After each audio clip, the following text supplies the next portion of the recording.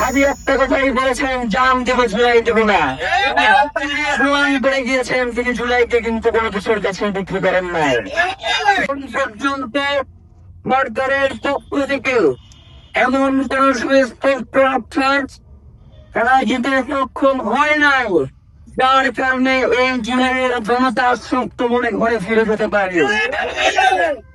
প্রিয় ভাইয়েরা, ইতিপূর্বেই আপনারা দেখেছেন যে বর্তমান যে ইলেকশন কমিশনার তিনি বলেছেন যে হাতি হত্যা একটা বিচ্ছিন্ন ঘটনা। আমরা রাজনৈতিক দলগুলোর কাছে জানতে চাই, হাতি ঢাকা ৮-এর গুরুত্বপূর্ণ একজন আসনের প্রার্থী ছিলেন। সেই সাথে জুলাই পরবর্তী আন্দোলনে জুলাইকে যারা ধারণ করেছেন তাদের মধ্যে হাতি ছিলেন অন্যতম।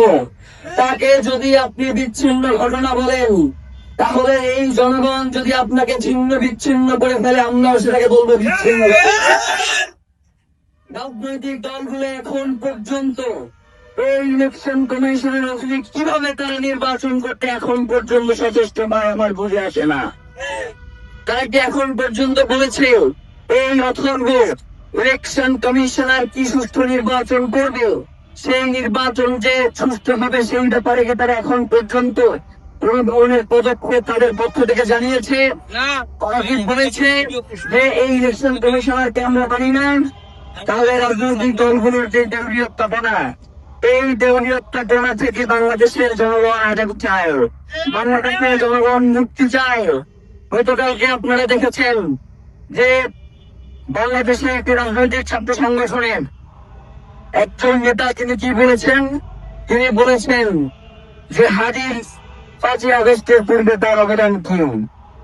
হাজিরা কোনদিন ক্ষতিকের রাজনীতি করে না, হাজিরা কোনদিন ক্ষতিকের রাজনীতি পছন্দ করেন না। এরপরেও অসংখ্য ভিডিও আপনারা দেখেছেন, গতকালকে সোশ্যাল মিডিয়াতে ছড়িয়েছে যে প্রত্যেকটা ভিডিও ৫ই আগস্টের।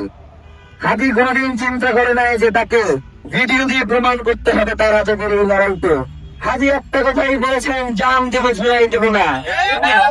প্রমাণ করে গিয়েছেন তিনি জুলাইকে কিন্তু কোনো কিছুর কাছে বিক্রি করেন নাই। প্রিয় ভাইয়েরা, একটা কথা আমরা আপনাদেরকে বলে যাই, এই কথাটা শুধুমাত্র আমাদের একার কথা, ব্যাপারটা এমন নয়। উসমান হাদি যে লড়াই শুরু করেছিলেন সেটা কি শুধুমাত্র তার একার লড়াই? এটা তো বাংলাদেশের স্বাধীনতা সার্বভৌমত্বের লড়াই, এটা ইনসাফের লড়াই, এটা এই প্রজন্মের লড়াই, এটা ইসলামের লড়াই, এটা ইনসাফের লড়াই, এটা ইনকিলাবের লড়াই। এটাকে কোনো দেশে দল মত এবং গোষ্ঠীর মধ্যে আবদ্ধ করা যাবে না। আমরা এই সরকারকে স্পষ্ট করে বলতে চাই, আপনি যে চার্জশিট দাখিল করেছেন সেই চার্জশিট এখন পর্যন্ত আমাদের যারা টিম রয়েছে তারা পড়াশোনা করছে ব্যাপারে। এর ভেতর আমরা এখন পর্যন্ত যে দেখতে পেয়েছি, বাপ্পি নামে কলা গাছকে সামনে এসে মূল ঘটনাকে আপনারা আড়াল করবার চেষ্টা করছেন। এই জনগণকে আপনারা বোকা মনে হয়, যেই জনগণ জুলাই ঘটিয়েছে সেই জুলাই জনতার দায় যেহেতু আপনারা নিচ্ছেন না, এই জুলাই জনতার কোন দায় নাই আপনাকে ক্ষমতায় টিকিয়ে রাখা। তাদের কোন ঠেকা পড়ে নাই, আজীবন তারা রাজপথে রক্ত দিয়ে যাবে, আর আপনারা বারংবার তাদের রক্তের উপর দিয়ে সব শিশু নিজের উপর লাগাবেন। এই জনগণ, আজকে বাংলাদেশের জনগণ আপনাদেরকে একটা স্পষ্ট বার্তা দিতে চায়, সেটা হচ্ছে আগামী নির্বাচনে শহীদ ওসমান হাদি খুনিদের ব্যাপারে যারা সচেষ্ট থাকবে, যারাই সোচ্চার হবে, ভোটের রাজনীতিতে জনগণ তাদের কি বেছে নেবে। এটাকে যদি আপনারা মনে করেন শুধু কথার কথা, তাহলে একটু অপেক্ষা করেন, একটু অপেক্ষা করেন এবং দেখেন